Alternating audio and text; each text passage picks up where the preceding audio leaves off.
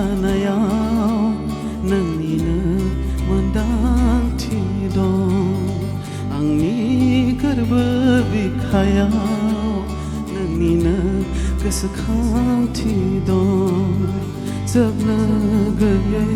हेंथा फैब्लाबो गोसोआ नोंखौनो सायख'गोन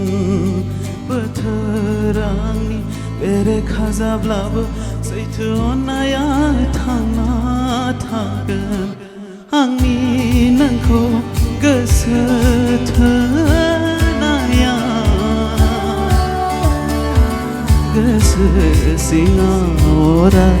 थाजिमै थागोन नोंखौ गावनि खालामनो हास्थायनाया जानांगौ दङब्ला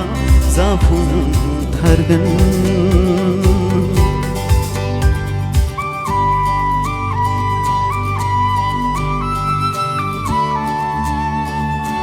बे मेथाइआ ट्रु लाभखौ लानानै सुजुनाय जादोंमोन I hope you guys can realize नोंनि मिनिस्लु महरा साया माया नुजाफैयो नोंखौ सानै सानैनो समा बारग'लांजोबो नोंखौ गावनि सेराव नागिरबायो नोंखौ गोसोखाङै खाङै नोंखौ खेबसे नायनो लुबैयो गोसोनि मेगनजों आं नोंखौ नायहरो गासै बुहुम आंनि दसे थाबथाजोबो गोसो जायो नोंखौ बजबना लानो नोंनि देंखो जाना नोंजों लोगोसे थांनो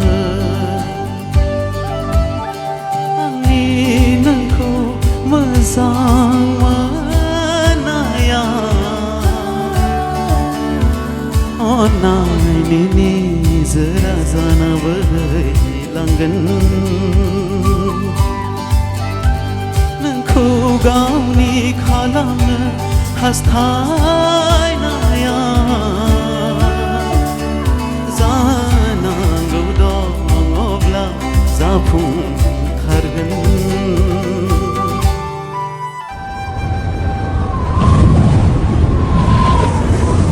नोंनि फारसे जेब्लायबो आं आगान सुरलांगोन बे जोनोमावनो आंनि जायाब्लाबो बहाबाजों लोगो मोनहैफिनगोन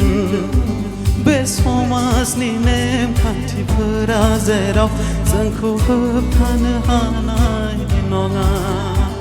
नोङो दुखु दा खालामसना दिनैनि समानो जोबथा नङा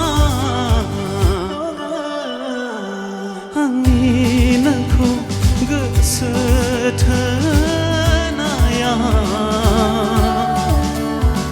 गोसो सिङाव अराय थाजिमै थागोन नोंखौ गावनि खालामनो हास्थायनाया जानांगौ दङब्ला जाफुंथारगोन आंनि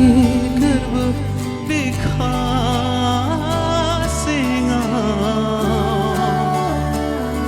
नोंनिनो सावगारिया नुजागोन आंनि नोंखौ मोजां मोननाया सैथोनि बिदिन्थि जाना थागोन